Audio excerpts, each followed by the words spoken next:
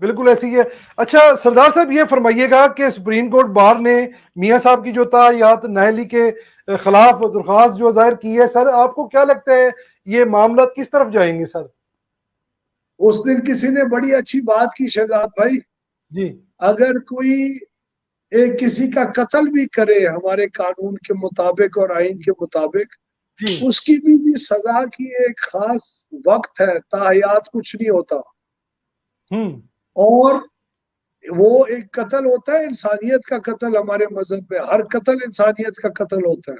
जी ये तो एक अपने बेटे की कंपनी से जो तनख्वाह वाजिबुल रिसीविंग थी, जो अकाउंट्स रिसीवेबल थे, जी। उसकी बेसिस के ऊपर आप सजा किसी एक वजीर आजम पाकिस्तान को दे के और आप कहें कि वो ताहयात नाअहल है, और वो भी ऐसे वक्त के अंदर ये फैसला हुआ हो जिस वक्त के अंदर का चीफ जस्टिस ऑफ पाकिस्तान जो साकिब निसार साहब थे, उन्होंने उन्होंने कानून की धज्जियां उड़ाई हो और इंसाफ की।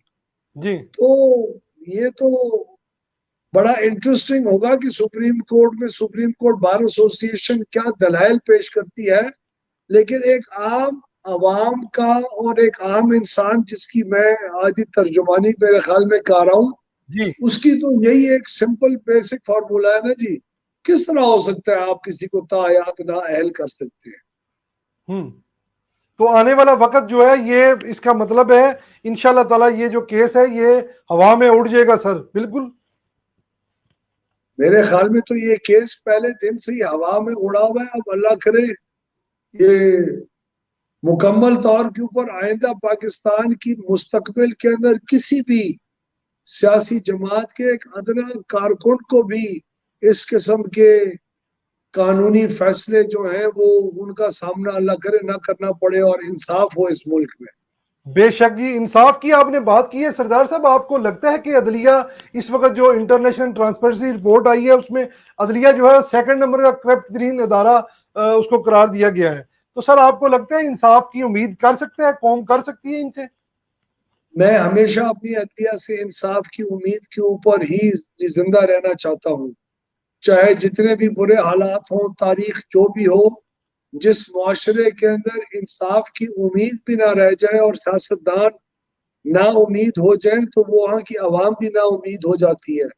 इसलिए हमारा फर्ज है कि पिछली वाली माशाल्लाह। जो गलतियां हैं उनको हम क्लियरली एक्सप्लेन भी करते रहें, आवाम के सामने भी लेके आते रहें, और उन गलतियों के दोहराने के जरिए मीडिया के अंदर हम उस वक्त की अदलिया या मुख्तलिफ इदारों के ऊपर प्रेशर भी कायम रखें ताकि आइंदा वो गलतियां ना दोहराई जाए। मुझे अपनी अदलिया से उम्मीद है, रहेगी, और ये हर पाकिस्तानी और मुसलमान का अपनी स्टेट के मुख्तलिफ इदारों से ये उम्मीद का रिश्ता हमेशा कायम रहना चाहिए। कायम रहना चाहिए, बिल्कुल ऐसे ही जी, बिल्कुल माशाल्लाह, बहुत जबरदस्त अल्फाज आपने अदा किए हैं। कौम भी यही उम्मीद करती है इनसे भी कि ये भी इंसाफ दें। सर ये फॉरेन फंडिंग केस की जो रिपोर्ट आ चुकी है और इसके ऊपर जो है वो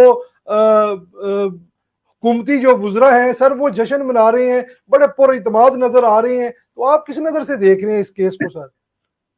इमरान खान और तहरीक इंसाफ के जो बड़े बड़े दावे थे, 1 करोड़ नौकरी से लेके 50 लाख घर और लोगों को इंसाफ दिलवाना और करप्शन का जी मुआशरे से खत्म होना, वो आज पुलिस की 500% ज्यादा करप्शन बढ़ चुकी है, तहसीलदारों की बढ़ चुकी हुई है।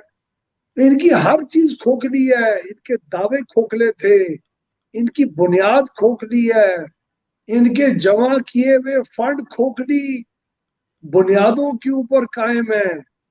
अगर आप तहरीक इंसाफ की रिकॉर्ड के अंदर और इन चीजों की का हर पत्थर उठाएंगे ना, जी तो हर पत्थर के नीचे हमारी सरायकी में मशहूर है, वठुआ निकलसी, जी बिच्छू बैठे होंगे।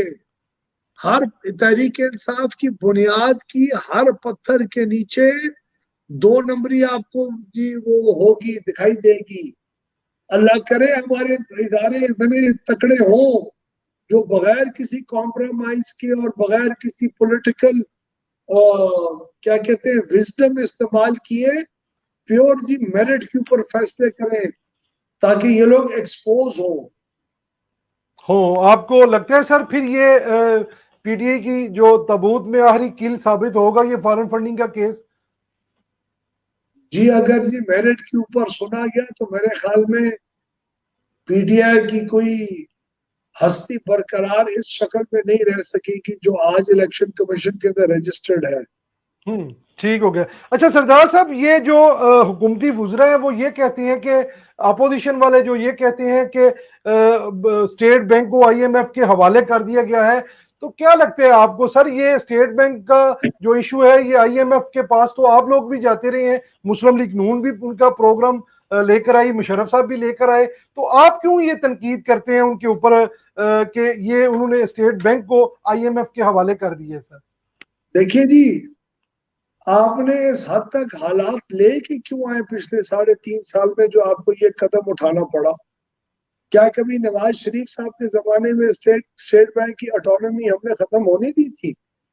लोग जो जी भी डिमांड करें, कल आपकी और इकोनॉमिक हालात अगर इमरान खान का का रहना बाकी रहा और वो रह गया, तो कल तो आपको कोई ये भी डिमांड आ सकती है, आप अपना जी न्यूक्लियर प्रोग्राम खत्म करें और रोल बैक करें।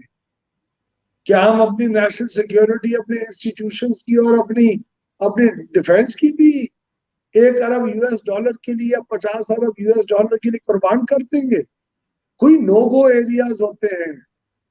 आज किस स्टेट बैंक ने अपनी खुद मुख्तारी जो दुनिया के जमहूरी ममालिक, जो ये साहब हमें एग्जाम्पल्स दिया करते थे खान साहब, जी इंग्लैंड की और स्विट्जरलैंड की और सारी असूल डेमोक्रेसीज के बताते थे, किस मुल्क ने अपनी खुद मुख्तारी खत्म की है?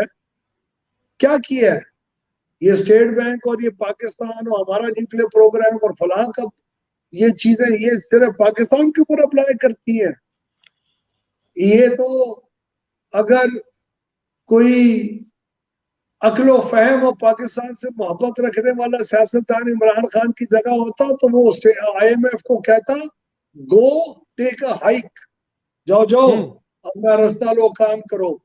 ये 1 अरब डॉलर हम अपने अखराजात कम कर लेंगे, पेट के ऊपर पत्थर बांध लेंगे, हेलीकॉप्टर रोज दफ्तर से घर नहीं जाया करेंगे, हमारे वुजरा अपनी गाड़ियों पे दफ्तर जाया करेंगे, एक एक रुपया एक एक कतरा समुंदर बना के हम 1 अरब डॉलर की बचत करेंगे। जाओ, हम नहीं करते इस किस्म की कानून साजी पास। ये कहना चाहिए था उनको। ये कहना चाहिए था।